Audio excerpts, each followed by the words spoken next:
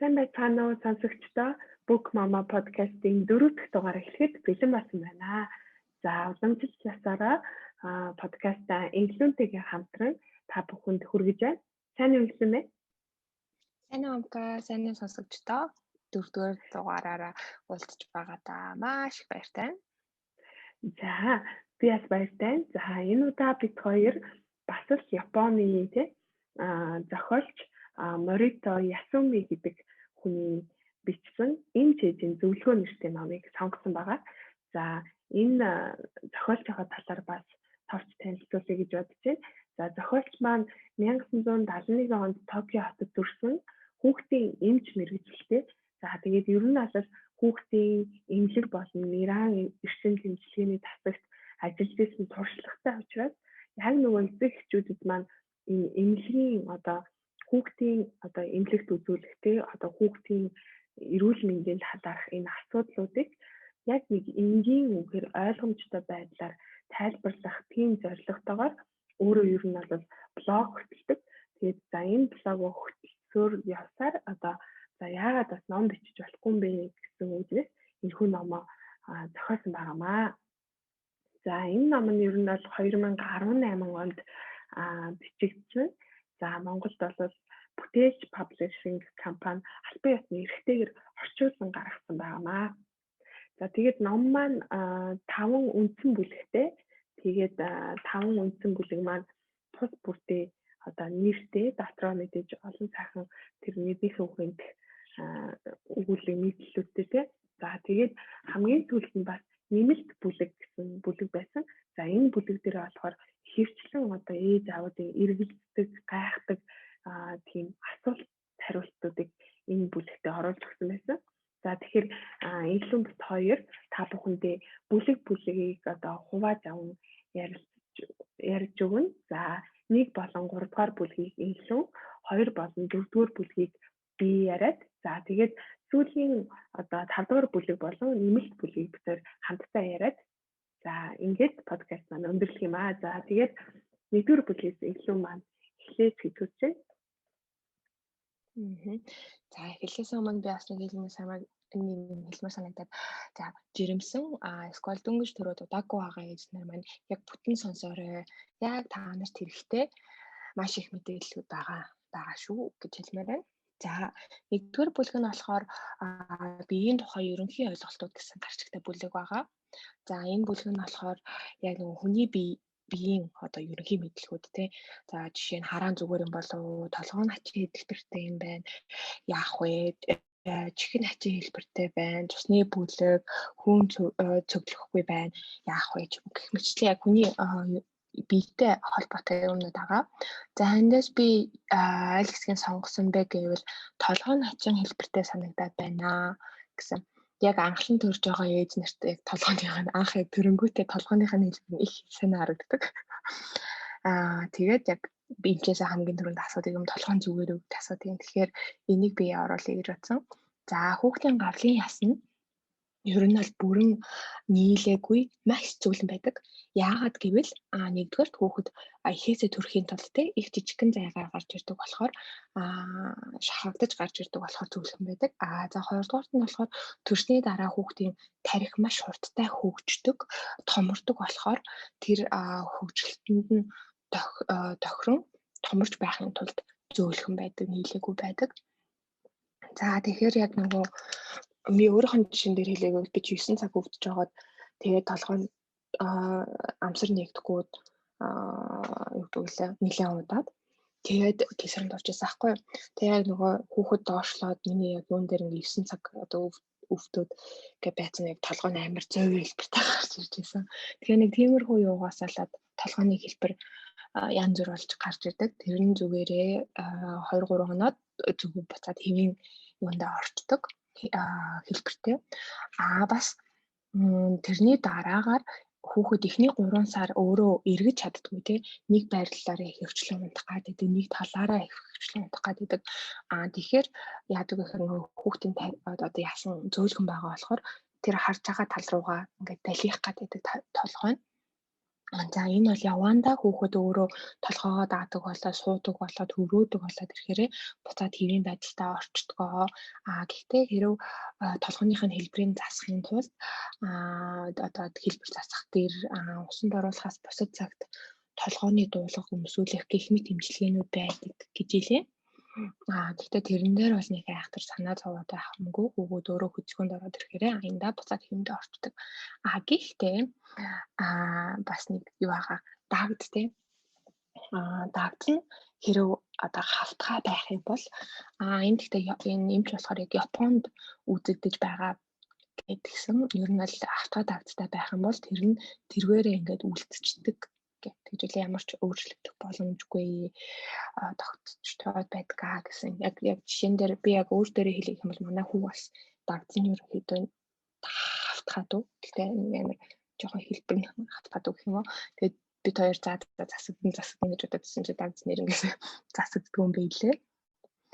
За тэгэхээр бусдаар бол анх төрөөд одоо юу гэдэг хүүхдийн толгой угаасаа жоохон хэлбэр нь юу байна. Дагцнаас бусад хэсэг одоо далий ихтэх нэвтэх ч юм уу далийдсан байх үед бол засагдана. Тэгэхээр толгойн хэлбэрт бол ээж нар бити сандраарай, бити санаа зовоорой, ажиглахад хангалттай. Тэгээ бас энэ хэсгээр нөгөө яг ямар хэлбэртэй байх юм бол санаа зовох хэрэгтэй вэ гэсэн юм зураглал байсан. Тэрийг нь бас харахад бол илүүдэхгүй байх. За дараад нь би энэ хэсгээс юу сонгосон байвал өвс нь өтгөрөх болов уу гэдэг аюул хүүхдүүд чинь шинхүү үстэй төрдөг ихэнх хүүхдүүд.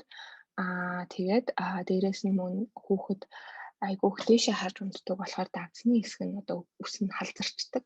Тэрэнд айгуу анхлан төрж байгаа анхлан ээж нарт санаа зовмоор байдаг яна энэ хэсэг нь халзраад үлдчих юм болоо гэх мэтлээ боддог. Тэрэнд бол санаа зовлтгүй. Хүүхдийн ус нэг нас хүртлээр ургаж гүйцэх тохиолдол илбэг байдаг болохоор тэрэнд бол санаа зовлтгүй. Тэр болтлоо хүүхдийн ус гуйждаг бас дээрээс нь тэгээ гуйжаад дахиад ургаад урганаа. Тэгэхээр тэрэнд бол санаа зовлтгүй шүү. Дээрээс нь за цусны бүлгийг нь мэдэх хэрэгтэй юу гэдэг хэсэг байсан. Тэр бол мэдэхгүй байхад зүгээрээ заавал мэдээд авах шаардлага байхгүй. Яг цус хийх яаралтай тийм үе ирвэл эмнэлэг дээр заавал шинжилгээ авч бүлгийн тодорхойлж иж эмчнэр цус хийдэг. Тэгэхээр тэрэн дээр бол заавал мэдэх шаардлага байхгүй. Энэ номон дээр жишээ нь эмч хэлсэн байсан нэг хүн би хүүхдийнхаа цусны бүлгийг мэдмээр байна. Тэгээ хэрэггүй гэдэг хаад зөрүүлсээр агаад хийлгсэн. Тэгээд шалтгаан гэсэн чинь хүүхдийнхаа нөгөө айшийг тодорхойлохын тулд гэдгсэн. Тэгэхээр ийм хэрэггүй юмн дээр бити хүүхдээ эмнэлэг рүү чирж авчиж хэрэггүй шинжилгээ өгүүлээрэ гэдгсэн байсан. За би энэ гурыг асан одоо амкамыг 2 дугаар бүлэглэв. 2 дугаар бүлгээ ярина. За 2 дугаар бүлгийн нэр бол хооллолт гэсэн нэртэй байгаа. За энэ бүлэгт бол одоо бусад хооллолтын талаар эцэгчүүдийн эргэлзэж гайхдаг зүйлсийн талаар бичиж өгсөн байлээ. За жишээлбэл одоо нэмэлт зөв, хүн зөв, хөхний зөв шингэлдэг гэдэг үнэн үү? Эцэн зүйл маань хөхний сүүнээс амтагддаг, хөхний зүгээр дамждаг гэдэг үнэн үү гэх мэтчлэн одоо бидний яг эргэлзэж гайхаж явдаг маш сонирхолтой сэдвүүдийн хүрээнд бичигдсэн байсан.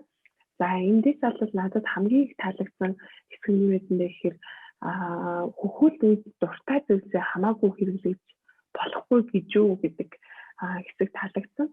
За энэ дээр болохоор жишээлбэл надад ч гэсэн яг тийм эргэлзээнүүд төрдөг байсан. За би жишээ ер нь бол маш их кофе уудаг, кофенд аягүй дуртай. Тэгээд мэдээж кофенд ч одоо хамгийн одоо найрлаганд байдаг хамгийн сөрөг зүйл нь кофеин гэдэг шүү дээ. Тэгэхээр одоо тэр нь хүүхдэд маань нөлөөлч хүдээ. Би ингээд хөхүүл үедээ кофе уучвал түүгээр маань дамжаад хүүхд маань унтаа болчих үедээ амар юм зүрхэн савлдаг болчих үедээ гэсэн эргэлзээ надад маш их байсан. За тэгээд энэ дээр бол кофе, тамхи, согтууруулах ундаа амттангийн талаар бол бичиж өгсөн байсан. Тэгээд энийг би заавал бас ээж нартай хэлмээр санагдсан. За жишээ нь кофе уудаг ээжүүд бас маш их байгаа шүү дээ. Тэгэхээр кофе юу нь яг хөхний сүгээр дамждаггүй гэсэн нэг асуулт гарч ирнэ. За тэгэхээр өдөрт 10-аас дээш кофе уудаг ээжийн хөхний сүгээр хоосон хүүхдэд 50 бус болох нойр муу байх зэрэг төв мэдрэлээ системийг өдөөх шинж тэмдэг илэрч байгаа нь батлагдсан гэх мэдээлэл байдаг юм байна. Тэгэхээр 10-аас дээш гэдэг чинь маш их хэмжээтэй. Тэгэхээр тийм их хэмжээ бол мэдээж нөлөөлдөг байх нэ. Харин өдөрт 5 аяг хүртэлх кофе ууж байгаа нь одоо хүүхдэд ямар нэгэн сөрөг нөлөө үзүүлэхгүй гэсэн одоо тийм ажиглагдаагүй гэсэн судалгаа хүртэл бас байдаг юм байна л та. Тэгэхээр ер нь бол кофе хэрвээ та уух цагаа бол одоо тохируулж уух нь маш чухал юм аа гэсэн санаа эндээс гарч ирж байна. За харин тамхины хувьд бол тамхинд мэдээж никотин гэдэг тий одоо сөрөг юм байдаг.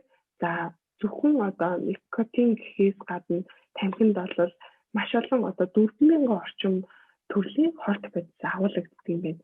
Тэгээд зөвхөн одоо энэ тэр 4,000 орчим хорт төрлийн бодисаас зөвхөн никотин болон котинин гэдэг хоёр юм бодис нь бүхний сүнд үзүүлэх нөлөөллийг нь судалж судалсан байт юм байна л да. Бусдыг нь судлаагүй.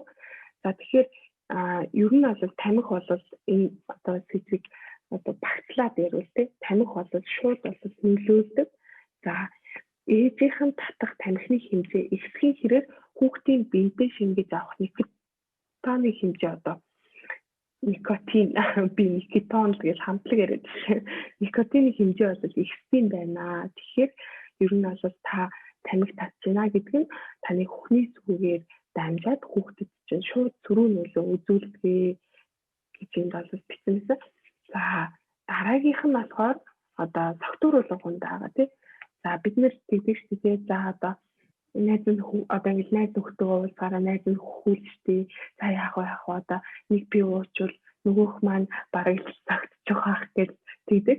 Гэхдээ энэ дээр бол тайлбарласнаар ер нь бол спиртийн төрлийн одоо зүйл бол мэдээж одоо хүүхдэд сөрөг нөлөөтэй. Гэхдээ тэр нь бол хэмжээнээс хамаарнаа гэсэн байгаа. За тэгээд хамгийн нэг сонирхолтой надад санагдсан хэсэг нь бол энэ байсан. Цусан дахь спиртийг бодис сагсанд оруулахад хагуулгадж буй хэмжээнээс шалтгаалаад хамгийн багадаа 2 цагийг зарцуулдаг гэж байна. Тэгээд хамгийн багадаа 2 цагийг зарцуулж шүү дээ тий. Тэгээ хамгийн гол нь одоо та согтууруулах төрлийн ундаа хэрэглээ гэхээр уус одоо хичнээн ихээр уусан ч гэсэн тий. За эсвэл сүүгээ хөхөөхгүйгээр одоо цаагаад гаргалаад ч гэсэн спиртийн хэмжээг багасгах ямар ч боломж байдгүй гэж байгаа. Тэгэхээр энд бол ийм тохирсон хэмжээг зааж өгсөн таамаглаа. Жишээлбэл та одоо 350 мг коктейл ч юм уу эсвэл 1-2 хундаг дарс буюу 200 мг дарс уух нь бол гайгүй тий. Харин үүнээс их болоод ирэхээр л таны хүүхний зүгээр дамжаад хүүхдэд чинь нөлөө үзүүлэх юм байна. За тэгээд бас нэг амтны асуудал байгаа байна тий. Одоо хүүхдийн өөрөө харшилтай, чихрийн харшилтай, за эсвэл ингээл бэлуу чихэр амттан эдмэр санагдаад байдаг. Хүүхэд харшилтай болохоор нүрээр юм гарчдаг гэдэг ч юм уу иймэрхүү юм байдаг. За тэгэхээр бэлуу амттан бол бас л та хэмжээнд харуулад хэрэглэхэд бол зүгээрээ. За харин кофе согтууруулах ундаг бол багахан хэмжээгээр уух хэрэгтэй тийм. За жишээлбэл нөгөө сая согтууруулах ундаг бол 200-аас 350 мг-ийн хооронд тийм дарс вино хэрэглэж болж байна гэж гэдэгчлэн одоо кофе ч гэсэн та магадгүй нэг үнэхээр тэсгүй бол 7 хоногтой ганцхан аяг кофе ч юм уу ууж болох нь. Харин энд тамхинаас бол заавал гарахыг бол зөвлөж байна. Тамхи бол үнэхээр хүүхдэд сөрөг нөлөөтэй шүү гэдэг зүйлийг хэлжсэн. Тэг хамгийн гол нь бас зөвхөн ээж тамхи татах биш. Одоо гэр бүлийн хүмүүс тамхи татнаа гэдэг нь өөрөө нөгөө дам тамхитай гэдэг юм болчдөг шүү дээ. Тэгэхээр хэрвээ та ингэж хүүхэдтэй болъё гэж байгаа бол хэрвээ таны эхнэр чинь жирэмсэн болсон бол хэрвээ та хүүхэдтэй болсон бол эцэг их хоёулаа тамхинаас татгалзах хэрэгтэй гэсэн санааг энд гаргаж өгсөн мэлээ. За хоёрдугаар бүлгээс бол энэ хэсэг хамгийн их таалагдсан. Тэгээд бусад хэсгүүд нь ч гэсэн маш сонирхолтой өгөөжтэй. Яг л бидний нөгөө яах бол ийх бол гэсэн асуултуудын хариултыг яг анх ээж болоод амар ингээд боддог юм бол тийм. Тиймээ бараг л нөгөө зүгээр брокколи ч юм уу идэх болохоор зайд брокколи идэж болох болов гэдэг ч юм уу тий. Бүр нэг амар эргэлзээтэй биш тий. тэр бүх юм юм болгон дээр ирнэ. Тэр болгоныг энэ 2 дугаар бүлэг дээр одоо хөвчлэн тий эргэлздэг зүйлсийн талаар маш гоё тайлбарлыг одоо шинжлэх ухааны үзэлтэйгээр тэгтээ маш энгийн үгээр тайлбарлаж өгсөн байсан. За тэгвэл одоо 3 дугаар дараагийн бүлэг рүү оръё. За таад маань анзаарсан бол Амко дээр маань айгүй хурдан яриад байгаа. Ягаад гэвэл подкаст тайлбарлах богинохон тий хийж нэрийг сонсоход амжихаар болох гээд хурдан яриад байгаа шүү уучлаарай. За 3 дугаар бүлэг нь болохоор өдөр тутмын амьдрал гэсэн гарч ихтэй бүлэг байгаа.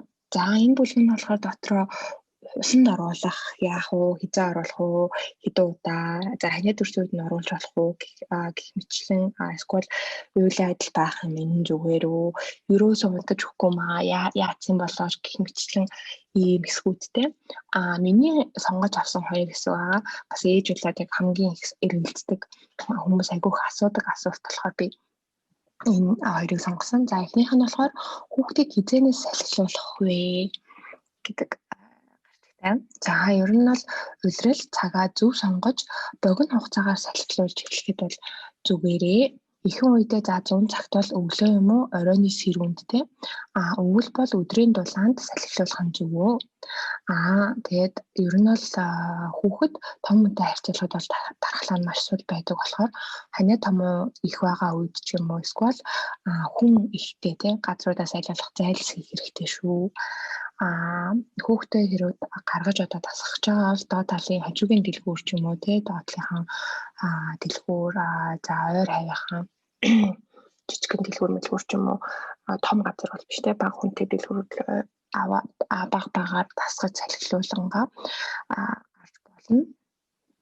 Тэгээд бага багаар салхинд гарахдаа бага багаар салхинд гаргаж тасгаад хугацааг нь бага багаар уртасгаж за тэгээд дээрэс нь чих солих хөхүүлэх боломжтой газрыг сонгоод одоо олчихвол тийм газар Монголд айгүй цөөхөн. Тэгэхээр тийм газар олоод салхилуулаад байхад боломжтой. Ер нь бол хүүхдийг төрснөөс нь ахуулаад гадаа гаргах боломжтой байдаг. Тэгэхээр ер нь бол цагаа улирлаа цагаа зөв сонгоход бол гарах боломжтой гэж байгаа. Энэ дээр бол хүүхдээ айгүйх ялангуяа өвөл төрсөн хүмүүстэй би бол манай хүүхд яг идэвхэл төрсөн болохоор ах төрчөөд гаргаж болт юм бол ийм амар хүүтэнд мөтөнд гэл тэгэл өдөрт нэг 10-аас 20 минут гаргадаг байсан үйл. За дараагийнх нь болохоор соос гүм үү юу? За энэ бас айгүйх эзнэр асуудаг. Ер нь бол оройн цагаар уйлах эсвэл олон нийтийн газраар явахдаа ч юм уу эсвэл яг өвөлтэй гадаа хүүтэй үед хүүтэй агаар амьсгалуулахын тулд хүүхдээ за амьсгалуулахын тулд эсвэл хүүхдээ чимээгүй байлгахын тулд тийм үед соосог хэрэглэхэд бол болно тийм. Ер нь бол соосог бол муу юм байхгүй. За соосог хуруугаа хөхийг болиулж чадахгүй байх тохиолдол ерөнхийдөө барагтай байдаггүй. Хүүхэд өөрөө нэг л мэдхэд болчихсон байдаг. Нэг амар хүчээр гаргаад байх тийм юу ерөөсөө байдаггүй. Тэгтээ дээрээс нь бас соосгон дургүй хүүхэд гэж байдаг шүү. Тэгэхээр тийм хүүхдийг бол заавал хүчлээд байх албагүй. Одоо жишээ нь манай хоёр хүүхэд хоёулаа ерөөсөө соосг гэдэггүй. Хүчлээд үдсэн ерөөсөө идээгүй. Тэгэхээр ерөөсөө соосгон дургүй хүүхэд гэж байдаг шүү. Тэгэхээр бити албатаарай гэсэн байсан. За дээрээс нь нэг анхаарах юм байх юм бол хэрэг хөхөл байгаа үед соосог хөхүүлэх юм бол хөхөр хооллоход саад учруулах магадлалтай байгаад байдгаа. Тэгэхээр байнга соосог хөхөш яг хэрэгтэй үедээ тий олон нийтийн газар за оройн цагаар их уйлах ч юм уу эсвэл нөгөө хүүтэнд гарах ч юм уу тийм үедээ хэрэглээрээ бити байнга одоо хөхөл байгаа үед нь бити байнга соосог хөхүүлээрэй гэсэн байсан. За хизээнээс соосог муу болдог вэ гэвэл 3-аас дээш настай хүүхэд соосог хөхөөд байх юм бол энэ нь нөгөө ясан шүдний байрлалд нөлөөлөх тохиолдлууд байдгаа гэсэн байсан. Тэгэхээр хэрэв хүүхэд тань 3-аас дээш настай болоод ирэх юм бол соосгийг болиулах хэрэгтэй шүү гэсэн байсан. За бусдаар бол зогсолтгүй уйлаад ч юм уу олон нийтийн газар явахтай хэрэглэхэд бол ямар ч буруу зүйл байхгүй шүү гэд ээж нарт бол хэлж биелээ. За ингээд 3 дугаар бүлэг нь бол ингээд дуусж байгаа. Яг соосгон дээр бас манай хүү ерөөсөө соосог хэрэглэдэггүй байсан байхгүй юу? Би бүр өгөхөө чаддаггүй. Тэгээд нэг удаа манай нөгөө хүн ялхахад эргэлт манай нөгөө магистрийн ангийнх ирсэн байхгүй. Тэгээд би нөгөө өрөөнд нөгөө аав хоёроо харж байгаараа гэж манай хүн ажилтаа хэвчээсэн ба. Тэр нэг өдрөөр ирж тараад тэгээд би ойлгол гэж нөгөө бас зочтой анч ингээд санаад байгаа шүү дээ. Тэгсэн чинь ойлдгүй би бүр ямар зүрх яаган болоо гэж бол гайхаад манай ангийнхан заа явлаа мадаа гэж яваад тэгээд өрөөнд авчихсан чинь хүүгээ авчихсан чинь цаасах хөгчдөө би гайхаад хөөе яаж хөгчөө гэсэн чи аав ингээд аманд нь өгөөдсэн чи амар хөрхөн хөгчлээ гэсэн. Тэгэхээр нэг би арга ивийг олохгүй л байсан юм шиг байгаа юм. Тэгээд энэ бас учиртай байдаг гэж бодсон шүү дээ. Тий би бас хүү дээр өгөх гээд тэгээд хүү ерөөсөө идэв тэгснэ гинт 7 сартаа дайч илүү гинт өөрөө нэ идэв өөрөө авангууд өөрөө амандаа гэдэг. Тэгээд яг бүтэн яг 1 сар идсэн гээд айгуу сони 8 сар хүртлээ. Тэг болчих шүү өөрөө бүр хүүхдэд айгуу сонирн байд юм билээ. Тэг манай хүү ч гэсэн яг 1 сар хагацсан баг. Идэл тэгтээ тэрийг байг ушаад би бол гадаа гарахсан ялангуяа нөгөө амраа тайлх орчин гэж л өгдөг. Тэгэл болчих шүү дээ. Тэгэхээр соосгүй бол нэг муу надад санагдаагүй шүү дээ. Харин тий. За 4-р бүлэг нь болохоор бяцхан хүндрэлүүд гэсэн нэртэй байгаа. За энд болохоор жишээлбэл нөгөө живхний тууралт маш их байна. Яах вэ? За хүүхдийн экзем санаа зовоогоод байна. Яах вэ? Тий. За манай хүүхд их гулгаад байна. Ханаа төрчлээ одоо яах вэ гэдэг ч юм уу. Иймэрхүү одоо төрлийн бяцхан хүндрэлүүдийн талаарх асуултуудад хариулсан хэсэг байгаа. За энд бол надад нэг 2 хэсэг нь маш их таалагдсан. Би 2 хэсгийн талаар ярих гэж бодож байна. За эхнийх нь болохоор хүүхэд суулгаж байгаа үед юу өгөх хэрэгтэй вэ гэдэг хэсэг байгаа. За ер нь бол миний бас эргэн тойрондох найзууд ч гэсэн манай хүүстэй манай охин ч юм уу те амар суулгаад битээр имлэг тэгтээд 7 хоноод гарч ирлээ мөлий гэж маш их тийм яриа байсан. Тэгээд энэ дээр болохоор яг хуу одоо вирусын халдвар те нянгийн халдвар ч юм уу за эсвэл ямар нэгэн өвчин үүсгэж одоо бичлэл бийцэх ч юм уу те ингээд янз бүрийн асуудлаас болж одоо суулгаалт болдог. Гэхдээ суулгалтын үед бол хамгийн одоо шинжэн сэлбэх одоо тэр зүйл нь хамгийн чухал зүйл нь хорсоол байд юм аа гэсэн байсан. Мэдээж нөгөө хүүхэд суулгаад шингэнээ маш ихээр алддаг учраас буцаага шингэн маш хурдан нөхөж өгөх шаардлагатай байдаг. Тэгээ энэ үед бол хорсоол бол хамгийн бэст юм аа гэж хэлсэн байлаа. Яагаад тэр үеэр нөгөө хорсоол болохоор одоо хүүхдийн яг шингэнийг нөхөхөд тохиромжтой натр, кали, холоор, фосфор, магний гээд маш одоо хэрэгтэй энэ бодис байд юм байна л да. Харин яг гадуур худалдаалагдж байгаа нөгөө шингэн нөхөн гэсэн одоо ундаанууд нь цэсийн агуулмж маш өндөр. Тэгээд нөгөө хамгийн чухал шаардлагатай тэр давсны агуулмжуудыг тагцсан байд юм байна. Тэгэхээр нөгөө эцэгчүүдийг хэрвээ таны хүүхэд суулгаж байгаа бол одоо хорсоол суулгаарай. Өөр одоо ямар нэгэн реклам сурталчилгаар гарч байгаа тэр одоо шингэн нөхөх ундааг ч юм уу санал болгохгүй байна гэсэн байсан. За тэгээд ер нь бол одоо суулгаад ирэхээр одоо уух хамнаас гадна хүүхдээ яаж хооллох вэ гэдэг нэг асуудал тулгардаг. Тэгээд одоо суулгаад байгаа юм чинь тий хоолнд аягүй дургүй гэж магадгүй. За суулгаад байгаа юм чинь зүгээр шингэн шүлэл өгөөд авах юм болов уу гэж маш их эргэлзээнүүд байдаг. Энэ эмчийн үед бол ерөөсөө ердийн үеийн л адилхан хооллохыг одоо зөвлөсөн байлаа.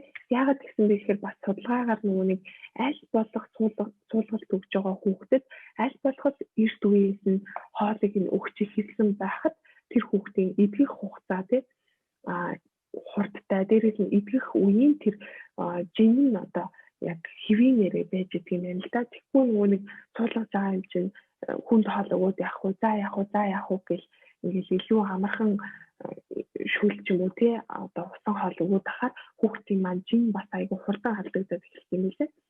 За тэгээд энд нөгөө хамгийн гол нь одоо хотоодны өргөслийн хэсэг имчилгээг танд би ингээд санаа авах үүднээс солиулмаар байна гэдэг юм хэсэг бас зөвлөгөөг оруулсан байсан. За эндээс нь би бүгдийн биш те одоо чухал гэж бодож байгаа бас 2 3 юм хэлье гэж бодож байна. За ер нь бол шингэн нөхөд амны хүндийн шингэн хэлбэг хуваснаг болох орчуулгыг л заавал хэрэглээрэй гэж байна. За тэгээд өхний зүгээр хооллож байгаа үед хүссэн хэмжээгээрээ хүүхдээ хөөхүүлээрэй. За бөөлжиж суулгалт явуулж байгаа үед 3-аас 4 цагийн дотор хорсоол өгч эхлээрэй. Бити цагаа алдараа гэснээс. За тэгээ хэрвээ үнэхээр ингэж хүүхдэд юм уулгасан гэсэн их бөөлжүүдийг л багаар буюу халбагаарч болов хорсоол уулгаарай гэснээс. Тэгээд энд бол хэсүүн тийм зөвлөмжийг оруулснаас гадна дээрээс нөгөө шингэц сайтай хоол шингэц муутай хүнсний зүйлийн талаарх юм хүснэгтийг бас гаргаад өгсөн байсан. Тэр хүснэгттэй одоо уух зүйл, жимс, хүнсний ногоо, тос, мах, өндөгтэй үр тариа, загас гэд тэр болгоны төрлөөр нь ангилал хүснэгтлээд өгсөн байсан маш хэрэгтэй санагцсан. За тэгээд дараагийн надад ярмаар байгаа хэсэг нь болохоор хүүхдээ ханаад хүрсэн үед нь яах вэ гэдэг хэсэг байгаа. За ер нь бол би гэсэн яг хүүгээ ингээл одоо бодохоор баг багт нь нэраа байхад нь тийм ингээл ханаад хүрсэн чинь шууд өөрийгөө буруутгал яаж вэ би дааруулч юу яаж вэ ч тэр оронд ханаадтай хүн ирч юу бид нар өөрсдөө хөрөгч юу гэж маш их одоо буруутгалуудыг өөр дээр шууд харж ирсэн. Тэгээд энэ хэсэг бол бүр үнэхээр одоо бүх ээжүүдийг бүр уншаасаа гэж бодож байгаа хэсэг болсон. За ер нь бол хүүхэд одоо 6 сар хүрээд тий одоо мэдээж бор хоолнд ордог ч юм уу хүүхдийн бие хөгжил ингээд өсч томорж байгаа учраас одоо ханаад ч юм уу эсвэл элдв одоо халдвар төвчөнд өртөмтгий болж эхэлсэн юм байна л да. За тэгээд хүүхэд олон дахин хөнгөн хэлбэрийн ханаад хүрч багаар дарахлаа тогтцгоо. Манай нэг эмч найзаас хэлжсэн би яг нөгөө хүүхдээ ханаад түрэл яана би одоо яах вэ гэж бараг л уйлчих гал ярьсан чинь за амка зүгээрээ хүүхд чи ханаад хүрээл идгээл явна. Чи зүгээр одоо наа чин зүгээр л ихнийх нь гэж бодчих. Ер нь бол ой хүртлээ бараг дор хаяж хүүхд чи 10 удаа ханаад хөнгө ханаад хүрээ шүү. Тэгээд бараг тэрийгээ цайхан тоолоод ингээд за идэхэндээ болно доо гэж тайван явж байгаа гэсэн. Тэгээ нэрэл яг хүүхэд яг хүртлээ маш одоо олон давтамжтай хөнгө ханаадуудыг хүрдэг. Тэгээд энэ үед нь яг яах вэ гэхээр одоо мэдээж хүүтний удирдал болоод ханаад дэлгэрдэг тий тэр нь ямар учиртай вэ гэхээр агаар хуурашаад хүчин үүсгэж бичил биетүүд нөгөө тархахад айгүй тааламжтай болчихсон юм байна л да. Тэгээ тэрнээс олж ер нь бол ханаад гэдэг өвчин одоо маш их дэлгэрдэг. За тэгээд ханаад хүрэх шалтгааны 80-аас 90% нь бол вирусын гаралтай. За 10-аас 20% нь болохоор нянгийн болон микоплазма гэдэг хүчин үүсгэж бичил биетүүдээр үүсгэсэн байт юм байна. За тэгээд эндээс бол бас нэг таалагдсан юм юм байгаа. Хүмүүс нөгөө ханаад хүрээл ингээд эм бичээд өгөөд тэгээд тэрийг уугаад тэгэн готлаа идэхгүй тохиолдол байдаг шүү дээ. Ханаад намдад дүүч юм эсвэл идэхгүй тэгэн готлаа би энэ нэмийг бүрээс бараг 2-7 хоног уулаа ямар ч хэрэг алга яг хэвээрээ энэ одоо ямар муухай ханаад хүрч вэ гэдэг ч юм уу иймэрхүү зүйлс ярьдаг. За нэгдүгээр тэрний шалтгаан нь бол ерөөсөө ханаад бол одоо ханаадны шалтгааны бүрэн олж илрүүлэх тийм боломж бол байхгүй байна л да. Тэгээд тийм ч учраас одоо ханаадыг эмчлэх энийг шууд эм нэгээд хэлэхэд хэцүү. Тэгээд энэ эмчнэрийн бичиж өгöd байгаа бид нар бичиж өгöd байгаа эмнэр ерөөсөө одоо тэр ханаадыг эдгээхэд биш зүгээр л тэр ханаадны шинж тэмдгийг багасгах тийм зорилготой эмчилгээний аргуудыг л бид нарт одоо хийж өгч байгаа юм байна. Тэгэхээр та тэр эмийг уугаад одоо таны толгой өвдөх нь багасах ч юм уу халуурах нь багасах ч юм уу тий бие харьцах нь багасна гэдэг тиймэрхүү одоо эерэг одоо нөлөөллүүдийг үзүүлнэгээс шууд бол эм уугаад бүрэн ханиад чинь идэвхлээ гэж хэлэхэд бол хэцүү гэж байна. Яагаад тэгэхээр ханиадыг одоо эдгээхэд хамгийн чухал нөлөө үзүүлдэг зүйл бол хүний биеийн дархлаа байдаг. Тэгэхээр одоо дархлаагаа сайн байлгахын тулд бид яах ёстой вэ гэхээр шингэн зүй сайн уух хэрэгтэй. Инженер гэдэг чинь сайн юм ойр орхон юм уулгадаг гэдэг. Тэгэхээр шингэн юм сайн уулгах хэрэгтэй. Дээрээс нь маш сайн хүүхдэд тайван амрааж одоо урилдахын цагийг ихсгэх хэрэгтэй гэсэн. Тэгэхээр хүний дархлааны систем бол урилдах тусам хүн эрүүл биетэй дархлаа илүү сайтай байдаг. Тэгэхээр энэ зүйл дээр анхаараарай гэсэн санааг энэ хэсэгт оруулж өгсөн байсан. За тэгээд мэдээж нөгөө халуурахад яагаад халуурдаг тий ямар үед хүний биеийн температур нөгөө нэг хэмдээ ирээд тогтцохороо хүн халууцаад эхэлдэг юм л та. Тэгээд нөгөө халуурч байхад чинь бид нэр эхлээл амар даар зэт маань сүүлдээ халууцаад хамаг хуцаа тайлмар санагдаж тэгтэж өгчих гээсэдэг шүү дээ. Тэгээд тэр үед бол хүмүүс яадаг вэ гэхээр за бүр хуцаад бүр хөлсөө сайн гарга гэдэг. Харин энэ номон дээр хэлэхдээ бол яг тэр таны температур нэг одоо хэмд ирээд зогссон. Тэгээд ингээ халууцаад эхэлж байгаа тэр үедээ хуцаа нэмгэлж өгөх хэрэгтэй. Харин халуураад даараад байгаа тэр үедээ хуцаа зузаалах нь аягүй чухал шүү гэсэн байсан. За тэгээд энэ хэсэг маань ерөнхийдөө бол ингээд миний хэлмээр санагдаж байгаа хоёр зүйл маань бол ингээд болчихсон. Яг энэ уншсан чи яг анх ээж болж исэн бүх юм ингээ бодогдол амар юм сэтгэл тавгаатай. Харин тийм юм болгон санаа зовоол. Тэгээд юм болгонд өөрийгөө буруутгаад идэг шүү дээ. Тэгээд би энэ номыг уншичаад бол үгүй нэрээ ном мэдээ хүүгээ төрүүл хашчихгүй яа. Ирсэн уншихгүй дээ гэж бодсон. Тийм. За одоо ингээд 5 дугаар бүлэг рүүгээ орох гэж байна. За 5 дугаар бүлэг маань болохоор эмнэлгийн талаар гэсэн гарчигтай бүлэг байгаа.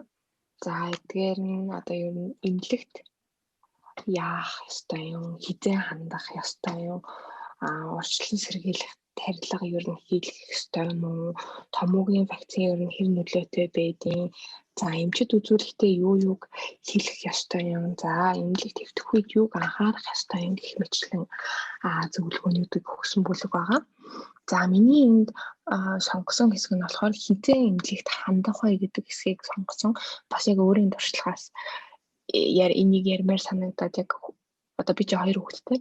Анх хүүдээ болохоор тэгэл жоохон юм болчихгоот эмнэлэггүйгээд бичдэг байсан. Тэгээд охин дээр болохоор одоо бараг вакцин хийх гэж эмнэлэгт орчихжээ. Тэгээд яг нөгөө ягаан дэвтрийг ингээ харьцуулаад үзэхээр манай хүүгийнх бүр ингээ амар зузаан болцсон. Охиных одоо шинээр байгаа. Тэгэхээр ер нь анхлан ээжүүд байхаараа хизээ хандхаа ер нь жижиг юм болонгот гүйцэдэг. За тэгэхээр тэгээд энэ хэсгийг сонгосон байгаа. За тэгэхээр энэ хэсэгт болохоор хүүхдийг 6 сар хүртэл нь эдгээр 2 шимжийг ажиглаж илэрвэл шууд эмнэлэгт хандаарай гэсэн мэт. За нэгдүгээр нь болохоор 3 сар хүртэлх хүүхэд 37.5-аас дээш халуунтай байвал хоёр дахь нь сүүгээ удаан хугацааны туршид үргэлж уудаг хэмжээнээсээ 2 дахин бага буюу түүнээс бага хэмжээнээс илүү уухгүй татгалзаад байвал эмнэлэгт хандаарай гэсэн байсан. За бусад үедтэй буюу за нус гоож оч юм уу, жоохон ханиалгах, найтайлгах, за баасан жоохон шингэрсэн санагдах ч юм уу тий. Ийм үеүүдэд бол шууд эмнэлэгт хандаад байх шаардлагагүй. Ер нь л эмнэлэг рүү аль болох бага очихыг ер нь бодорой. Яагаад гэвэл эмнэлэгт угаасаа дандаа өвдсөн хүмүүс байдаг болохоор эрүүл хүүхэд очиод өвдөх магадлал илүү өндөр байдаг. За тэгэхээр гэхдээ бас мэдээж таны санаа зовоод те ээж үний филинг байгаад биш те.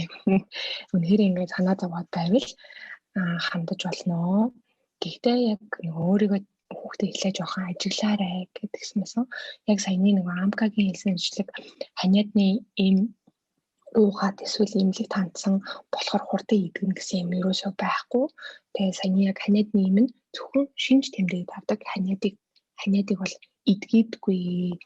Тэгэхээр тэрэнд бол найдаад яахгүй зүгээр хүүхдээсээ ажиглаад гэртээ бараг илүү тайван те байлгаад асрах нь илүү үр дүнтэй гэсэн байсан.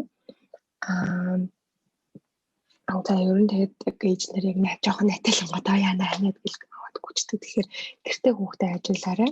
За тэгэхээр хүүхдийг 6 сар хүртэл нь биеийн халуун уур буй сүүний хэмжээг нь анхаараарай. Бага зэрэг өвчний шинж тэмдэг илэрсэн бол хэсэг хугацаанд гэртээ хүүхдээ ажиглаарай. Яг хүүхдтэй одоо яг юу болсныг хэлж мэдэхгүй ч юм уу те яагаад байгааг нь ойлгохгүй байгаа үед түргэнлэн уцтаж асуугаарай. Одоо лавлах үед нь шүү дээ тийм уцтал лавлаарай шууд эмнэлэг рүү авч битгийгүүгээрэй гэсэн юмсан. Тэгэхээр ямар нэгэн мэдэхгүй юм гарах юм бол лавлах уцтал уцтаж асуугаарай. Түргэн бүгд яг ямар нэг юм болохоо байх юм бол түргэн дуудаарай тийм. За би болохоор энэ хэсгийг сонгосон ер нь анхлан ээжнүүд би яг анх өөрөө амар их эмнэлэг өгдөг байсан болохоор хөгөө өргөдөд идэв. Шаал ирэхгүй баахын юмнууд болгоцсон гэж одоо амар их бодогддог. Би бас яг хүүгээ ингээд янз бүр болохоор эмнэлэг явъя гэж өхрөөдөг гэдэг юм аахгүй.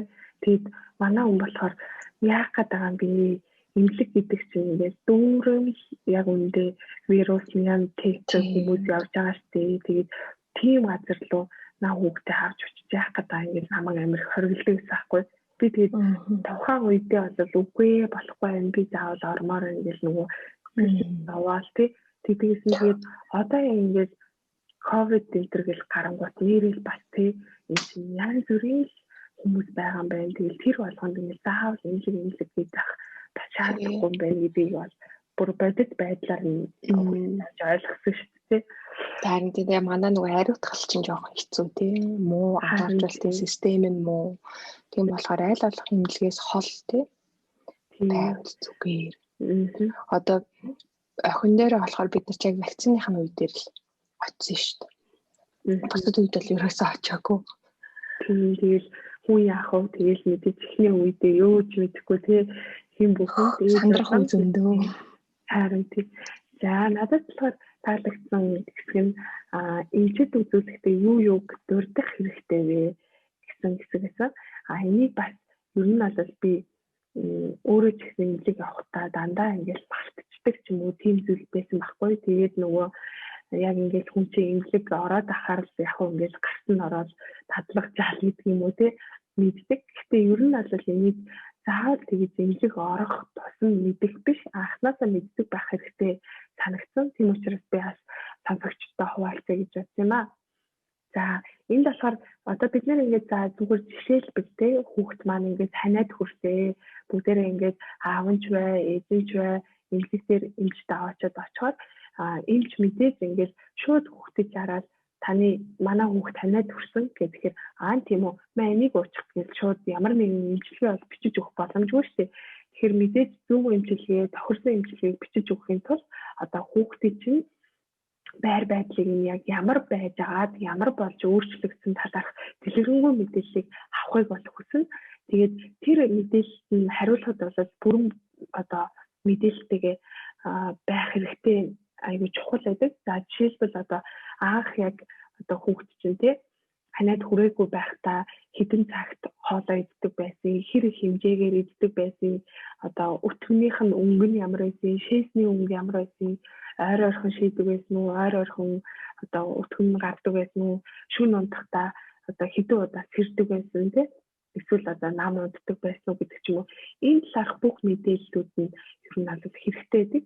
Тэгэхээр хүүхдээ аягүй сайн ажигладаг байх хэрэгтэй тий. Одоо жишээлбэл за мэдээж л одоо өдөрт ингээл өдрийн 2 ч юм уу 3 хоол иддэг байсан, тиймэрхүү хэмжээгээр иддэг байсан бол ханиад хүрснийхаа дараа яг яаж өөрчлөгдөв гэдгийг өөрөө аягүй сайн анзаараад эмчит хэлэх тэр мэдээллүүдээ аягүй сайн бэлтгээд очивол зүгээр.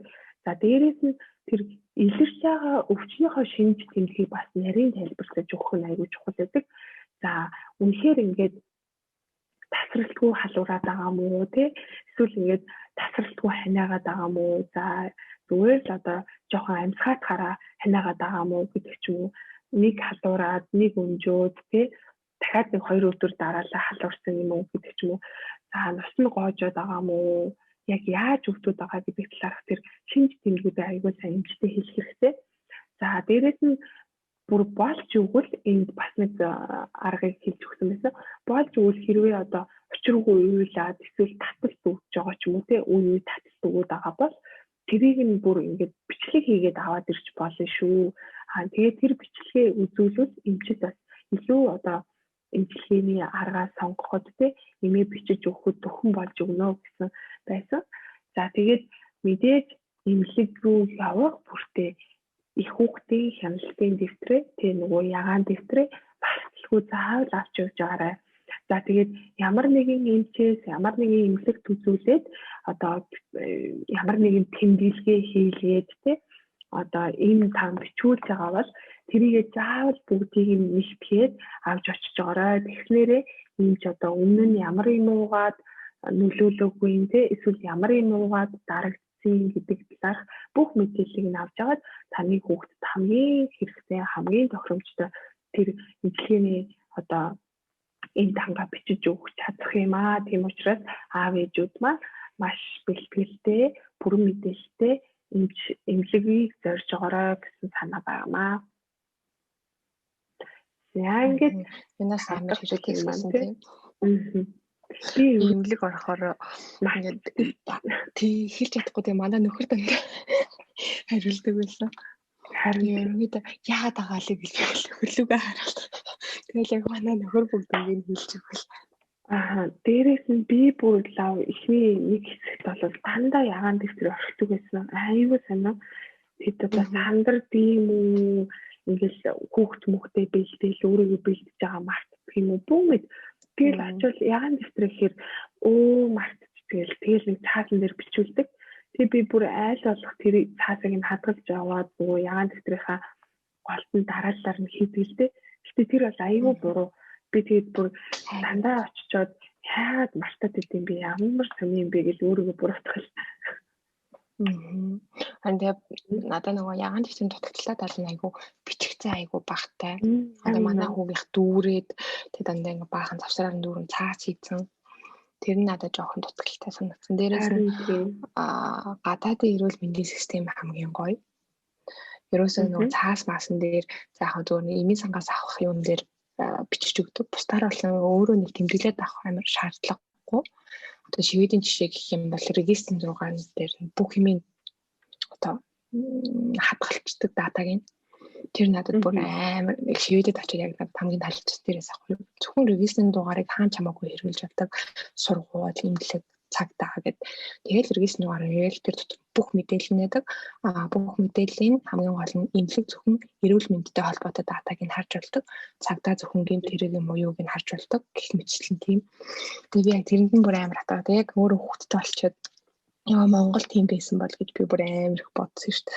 Хүүгийнхаа одоо ягаан дэвтрийг харахаар Телиана энэ хуудас нь алга болчихгүй, энэ нь алга болчихгүй тэгэл. Санаа зовх юм шиг.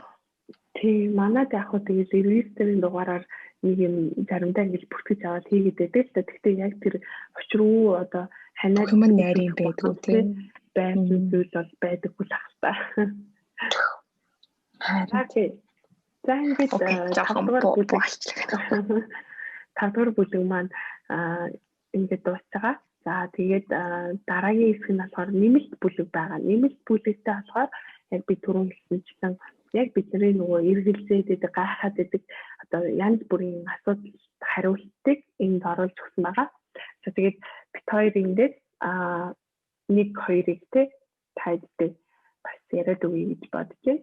За энэ үед болохоор надад 2 хэсэг таалагдсан. За эхнийх нь болохоор өтгөн нь хатсан үед яах вэ гэсэн хэсэг байсан. За мэдээж бол өтгөн үнэхээр хатдаг. Тэгээд бүр үнэхээр асуудал болдог.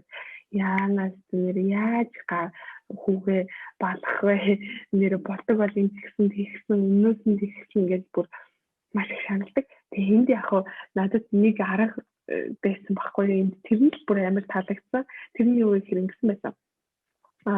Ихтэй хөвгөнд хүүхдийн тос эсвэл хоолны тос шингээж хошногны нөхрөө хатгах төдийч өтгөн гарах тохиолдол байдаг гэж байгаа. За хэрвээ өөрчлөлт гарахгүй байгаа бол ихтэй хөвгөнг хошногны нүхэнд 1-2 см-ийн гүн хийж алгуурхан тойрог байдлаар хөдөлгөөд үзээрэй. За тэгээд энэ аргыг хэрэглэснээр ямар нэгэн одоо тасал болол тэгэхгүй л бол одоо өтгөнөө гаргадгүй байна гэж бол байхгүй. Өдөр болгон хэрэглэсэн ч болох юм арга гэсэн байсан. Тэгээд би бол энэ аргыг үнэхээр мэддэггүйсэн надад тэгээд амар сонирхолтой санагдаад би бүр заавал энийг хийх юм гэж бодсон юм аа. За дараагийн таалагдсан зүйл нь болохоор шүдийг хизээнээс угаах вэ гэсэн мэт. За энэ бол бүр надад яг тохиолдсон асуудал л да. Би яг шүдийг нь одоо хизээн суугаад юм болоо тий. Тархиур нь гарсан чинь би за одоо энэ тархиурыг нь угаан гэж юу ах уу ганцхан шүдийн ч юм гэж боддог ч юм уу. Ингэж эргэлзэж явсаар аваад одоо яг манай хүүгийн шүдний уртлын 4 шүд нь тийм нэг одоо жоохон хорхоодсон гинээр юм шиг болсон. Яг хорхоо биш л дээ одоо тэрийг яг юу гэж хэлдэг юм бэ? Тэгээд тэр нь бол яг миний одоо шүдийг нь хоцорч угааснаас болсон тийм асуудал байгаа байхгүй. Тэгээд энэ дээр бол ерөөсөө хүүхдийнхаа тий одоо Америктэй одоо захиур гарсан ч бай, гараагүйч бай юу нь бол аюул сан цэвэрлж өгч явах хэрэгтэй. Одоо ээжүүд маань мэдж байгаа марлигтэй бүлээ авсан дүүрж агаад ингээд буйлуудыг нь арчдаг ч юм уу тий ингээд сайхан цэвэрлдэг. Ер нь бол тэр арга бол маш зөв шүү. Битгий ингээд шүдэн хизээ гарах бол за одоо нэг шүд гарахаар за ганцхан шүдийг цэвэрлээд явах уу гэж битгий бодорой. Одоо хамгийн гол нь өдөр болгон тий ерөөсөө одоо тэрнээс нэг залхуурлаггүй тий тэрийг бүр ингээд дадал болгоод хүүхдийнхаа шүд амыг нь аюул сайн цэвэрлж өгч явах хэрэгтэй. За тэгээд одоо энэ хүүхдийн уруул дээр нь үүсдэг ойрхон одоо уруултаа ойрхон үүсдэг. За дээрэс нь хоолны халбах тий аяг тавгаар дамжаад энэ нь бол хүүхдийн аманд одоо тодорхой хэмжээний вирусууд ороод тэгээд хүүхдийн шүд хорхол тулах тэр нянгууд дамжчихдаг учраас хүүхдийг аль болох тий уруул амнаас нь хол үнсэх. За дээрэс нь аль болох хүүхд томчууд маань хүүхдийнхээ аяг халбахыг тий солих болохгүй дээрээс нэг шууд өөрийнхөө халбагцсан халбахаараа хоолноосоо амсуулдаг ч юм уу тий эсвэл нөгөө хоолыг халбагдаж өгч ирсэн үлээх чинь гэж бүлээлэх чинь гэж дээр үед бол бүр амандаа хийдэг байсан шүү дээ. Тэгэхээр одоо бүр үлээхтэй хүртэл анхаарах хэрэгтэй шүүлснээсээ цацруулахгүй байх тал дээр хүртэл анхаарах хэрэгтэй шүү. За энэ үгүүд маш их таалагдсан. Эдүүд маань инглинд маань айлсан. За би болохоор бас өөрийнхөө айгүйх санаа зовдөг гэсэн юмнуудыг сонгосон. За их зохицуулах нь санаа зовоох юм аа гэдэг үг сонгосон. Манай хүн амар их зохицдог байсан. Тэгэл манай ээж чинь ийм байхгүй, тийм байхгүй юм чинь дотор хийтэй ч илүү юу ч хэлээл амар их олон юу яагаал тэгэл гэснээр би тэгэж уншсан чинь их зохицуулах чинь ямар өвчин гэж юм мэдээ тэрийг хэлмэл амар их юм ээж тэгээд би айгуух санаа зовдөг хүүхдэрээ тэгээ энэ юм ч нэрээ амжтай энэ хүүхдийн юмч маань болохоор хүүхэд бага байхдаа айгуу амархан зохисдгоо юу ч хийсэн хийгээгүй байсан ч аяндаа өөрөө болчдөг. Учраас тэр өдөр бүр зогсож байсан ч өдөр хэдэн ч удаа зогссон ч санаа зовох юм өөр байхгүй гэдэг хэлээ. Ер нь хүүхд айгүй хамархан зогсдог. Тэгээд ерөнхийдөө эмээнэр маань иймэрхүү юм дээр айгүй санаа зовоод байдаг. Тэгээд хажуунаас чинь айгүй зогсоод байна штэ. Ингээ энэчээс асуумаа тэр яг гэх юм бол санаа зовлтгүй гэж хэллээрээ. За тэгээ дараагийн нэг сонгосон нь болохоор найтайх нь ханиад хүрсний хүү. За яг анхлын ээж болж онгод найтангууд нь за яана дархлаа нь удаа ханиад хүрч ингээл тэгж бодоод байдаг. Найтайх нь болохоор амьсгалын замаар тоош шороо ч юм уу те эсвэл гадны бит орсон үед эдгээрийг яг биеэсээ гаргахын тулд гадагшлуулахын тулд те одоо найтайх рефлекс юм аа. Тэгэхээр гадны бит ороогүй байсан ч гэсэн одоо жишээ нь агаарын температур за өрөөний чийгшэл гэрэлтүүлэг гэмтийн өөрчлөлтөөс тийм тэр мэдчилэн болноос хүүхд хүмүүс том хүмүүс ч гэсэн өөрсдөө найтаж идэг. Одоо гэмт гэрэл өөрчлөлтөнд том хүмүүс хүснэлээ найтайлгадаг шүү дээ. Ингээ найтаж идэг. Тэгэхээр ер нь бол найтайх нь бол ханиад хүрсний шинж юу биш шүү. Бас эмээнэр энэ дээр айгүй хийж нэрийг яадаг. Ханиатай ангууд нь хөө яна ханиад хүрэх чинь битний үг хөө ингэж тэгээ жимлэг яв гэж жоохон ер нь тарамтлах гад хэдэг. Тэгэхээр ер нь бол найтайх юм бол тэрэн дээр санаа зовлтгүй шүү. Найтайхаас өөр шинж тэмдэг илрээгүй бол өдөрч ер нь хэдэн удаа ч найтайсан асуудалгүй шүү ээжүүдээ. За би энэ хоёрыг сонгосон байгаа. За За ингээд ерөнхийдөө ном маань дуусчихин. Тэгээд бид хоёр подкастынхаа төгсгөл одоо онцлох тий заавал хэлмээр байгаа 10 зүйлийг бас та бүхэндээ хүргэдэг. За ингээд би хэлчихье тий. За тэг. За миний болохоор сонгосон 5 хэсэг байгаа. За хэсэг гэх үү, өгүүлбэр гэх үү, эслэл гэх үү гэж. За эхнийх нь болохоор ханиадны энэ уучхал ханиад эдгэн гэсэн ойлголт байхгүй. Халуурах, толгой өвдөх зэрэг өвчний шинж тэмдэг багч багдаггүй ч энэ үйлчлэн үү эсвэл өөрөөрөө эдгээсэн үү гэдэг нь одоо үнэлгээ өгөхөд маш хэцүү зүйл болдгоо. За хоёр нь болохоор хүүхдийн бие спиртийг бодис солилцооноос гадагшлуулахдаа удаан байдаг учраас байнга цогтруулах ундаа хэрэглэдэг хүний хөхний сүгээр бойжиж буй хүүхэд төсөөлснөөс их хэмжээгээр спирт хэрэглэж байх эрсдэлтэй. 3. Хөхний сүү шингэрдэг гэж хэлэх боломжгүй. Бор хоолнд оруулсан ч хөхөөсөр байх нь чухал юм шүү. За 4 нь болохоор хүүхэд бүр олон дахин хөнгөн хэлбэрийн ханиад хүрч байж багаар дархлаан тогтдгоо. За 5 дахь нь болохоор хүүхэд нь хэвийн хооллож байгаа бол заавал нэмэлт сүү уулгах шаардлагагүй. За энэ 5-ыг хэлмээр байсан. За миний 5 болохоор за 6-гээ явчих. 6. Няран хүүхэд их уйлдаг. Уйлах нь аажмаар багасна. Чанга гэх чинь ингэртэй тэрж тайвшруулах гэд үзээрэй. 7 дахь нь хүүхдийн ваанд хэрэглэхгүйгээр төрсөн цагаас нь эхлэн хамт усанд орж болно. Том ваанд журуулж болно ганцаард. За 8 нь хүүхдийг бор хоолнд оруулах хугацааг хойшлуулах нь харин ч хүүхдийн биед мөн байдаг шүү. 9. Хөхүүл үед бэлуу амттанг хэмжээг нь тааруулан хэрэглэж болно. Кофе согтруулах ундааг бага хэмжээгээр хэрэглэхэд зүгээр. Харин тамхинаас гарахыг заавал хичээгээрэй. 10-т төлөвлөгөөд урьдчилан сэргийлэх тарилга буюу вакцинжуулалт чухал шаардлагатай байдаг юм шүү гэдэг 5-ыг сонгосон.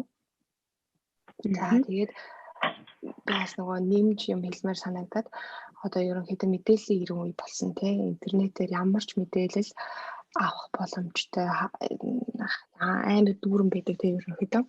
Тэгээд хүүхд төсөвтэй холбоотой хуучны мөхөрч улсыг бүлгэр домог гэх мэтчлийн юмнууд амар их нэмэгдээд байгаа. Тэгээд шинжлэх ухааны үндэслэлгүй баримт нотлохоогүй мэдээлэлүүд маш их байдаг. Одоо за Монгол нэг ардын аргууд амар их хөдөлж тийм. Тархинууд гэсэн хүүхдэд нэг юу лээ би нэг групп дээр харж ирсэн. Гид цуглуулах моглуулах гэсэн. Тийм одоо нөгөө үндэслэлгүй баримтлагүй нотлохоогүй юмнуудыг дур мэдэн бити хийгээрээ гэж нэмж маань зөвлөсөн байсан төгсгөлт нь. Тэгээд интернетээс хайгаад ерөнхийдөө баталгаатай одоо сайтнаас тэ одоо нөгөө хүүхдийн эрүүл мэндийн байгууллага ч юм уу гэх мэтчлээ баталгаатай их сурвалжтай мэдээллүүдийг авч өөрийгөө хүүхд дээрээ өөрийгөө хэрэгжилж байгаарай. Бити одоо дур мэдэн хүмүүсийн баталгаагүй зөвлөгөөг авч агаарай. Хэрвээ үнэхээр мэдэхгүй юм гарвал эмчээсээ зөвлөгөө авч асуугаарай гэсэн байсан. Тэгээд энийг яг хэлмээр санагдаа яг л ээжүүдээ би өөрөө ээжүүдийн группт баг байдаг үлдээ. Яг л амар их иймэрхүү хотлоо үнэн зөв буруу юмнууд амар их байдаг болохоор аль болох энэс холой гэхэд би ерөөсөө ордоггүй. Ялангуяа эрүүл мэндтэй холбоотой юмнуудыг хүмүүс дур мэдэн амар их зөвлөдөг. Энэ бол маш буруу шүү тий. Тий, яг тийм ч учраас би бас нөгөө Queen Mama Club гэдэг групп дээрээ дөрмөнд нь бүр зааж өгсөн байгаа. Ямар ч ингэж эмч эмнэлгийн талаар зөвлөгөө өгөхгүй, ямар ч өвчний талаар асуулт асуухгүй. Хэрвээ яг магадгүй санаанд бүгдийн асуулт орсон байвал хин нэг ерөөсөө тийм мэддэг шүү, тэгдэг шүү гэсэн зөвлөгөө өгөхгүй шүү гэж оруулсан байгаа. Тэгээд ер нь бол эрүүл мэнд гэдэг чинь зүгээр л тий би хоёулаа ингэж ярьж байгаачлан ханиад төртөл гэнэ. Тийм юм уучих гэл ингэж хэлдэг тийм зүйл биш тийм байж болохгүй. Тийм болохоор яг мэрэгжлийн хүнд нь хандаад тэгээд яг л өөрийнхөө одоо нөгөө сэтгэл хөдлөлөөрөө явах нь аюул чухал санагддаг. Тийм дээрээс нь одоо эмийг дур мэдэн хэрэглэхгүй байх нь маш чухал. Яагаад гэвэл хүүхэд тухайн эмэнд орсон бодис те найрлаганаас аллергитай байх магадлалтай тий. Тэрийгээ мэдэхгүй эсвэл одоо манай ихч жишээ нь аспирин хэрэглэж болдог байхгүй. Аспирины найрлагатай юм хэрэглэж болдог. Аспиринтай юм уужингууд л ингээ биеэр нь дүүрэн туралт гарчдаг. Гэх мэтчлэн эмний хордлого, эмний аллерги гэж байдаг. Тэгээд азар одоо юу гэдэг нь манай ихч болохоор ингээ биенийх нь гадна тал дээр аллерги гардаг. Эмний хордлого аллерги нь дотор талд амар их гардаг. Ингээ эргэтэнд мэдэгддэггүй. Тэгээ одоо жишээ нь одоо эргэтэн хавдах, эргэтэн нь улаах гэх мэтлэн тэ дотор ирдэг. Тийм амар байгааз хамгийн аюултай аллерги бол дотор талын аллерги гэж байгаа байхгүй. Гадна талынх яг хөө тэгэл юм хүмдэрхэл өөртөө мэддэг болохоор дотор тал нь мэддэхгүй яваад байдаг. Тийм учраас дур мэдэн ийм өгөхгүй. Заавал эмчийн бичгтээ за ялангуяа антибиотик уух гэж байгаа бол заавал эмчийн бичгээр ууж агаарэ. Тэгээ дээрээс нь бас би манай хүүхд айгүйх эмнэлэг тавьсан байхгүй юу. За 2 хүрдэг жилдээ 2 удаа хэвчсэн. Тэрэн дээр болохоор хүүхдэд нөгөө таардгүй таарах одоо антибиотик гэж байдаг гэх юм уу те тухайн хүнд үйлчлдэг манай хүүд үйлчлээд одоо жишээ нь танаа хүүд үйлчлэхгүй юм уу те гэх мөрчлэн тийм байдаг болохоор тэр нь болохоор бас шинжилгээ хийж болдсон байлээ. Одоо манай хүүхдэд аль антибиотикын тохирохоор байна тий. Тэгж шинжилүүлж болдсон байлээ шүү тий. Тэгэх юм бол одоо хэрэггүй антибиотик уух уу гэсэн үг. Тэгэхээр тэгээд найзаасаа бити эмний зөвлөгөө авч байгаарэ. Харин гэж хүмүүст амар сайн хэлмээр байна. Тэгээд ялангуяа нэг анхлан хийж болохоор чи яадаг тий. Хүн болгоноос юм асуугаал зөвлөгөө аваал тий. Мэдхгүй болохоор тэгэхээр аль болох эмчээс тий ер нь одоо яг хөө бараг тий одоо өрхийн эмчээсээ хамгийн одоо наад захын зүйлсүүдээ найзаас асуухаас илүүтэй бараг өрхийн эмчээсээ эхлээд асуучвал тэр чинь бас нэг одоо зүгээр бидний бодвол тий нэг номын уншсан хүн арай өөр байна. Хэрвээ үнэхээр бүр нарийн цааш нь бүр мундаг эмчэд үзүүлээ гэвэл яг одоо өөр эмнэлгүүдийг зорддог ч юм уу тийм байдлаар явбал их зүгээр санагцсан. За тийм маань ер нь бол тий яг л хэллүүний маань шилжүүлсэн жирэмсэн эсвэл дөнгөж төрсэн ээжүүд маань уншвал илүү зүгээр тохиомжтой ном байлээ. За тэгээд мөн л адил тийм уншихад бол амар төвөгтэй ном бол биш. Маш ойлгомжтой орчуулагдсан тий ингээд хурдан гүйлгээд унших боломжтой ийм нэг асуулт хариултын ном чи ер нь бол амар хамархан уншигддаг шүү дээ. Тийм ном байсан. Тэгээд битэрийн подкастыг маань энэ хүртэл сонссон сонсогчдод маш их баярлалаа. Тэгээд 2-7 хоног болгон нэг шинэ дугаар орж байгаа. Тэгээд дараагийн дугаараараа битэр номоо харахад сонгоогүй байгаа. Гэхдээ мэдээж ээж хүүхдүүдэд хэрэгтэй ном байх болно. Маш их баярлалаа. Дараагийн дугаар хүртэл түр баяртай. За баяртай бүгдээрээ.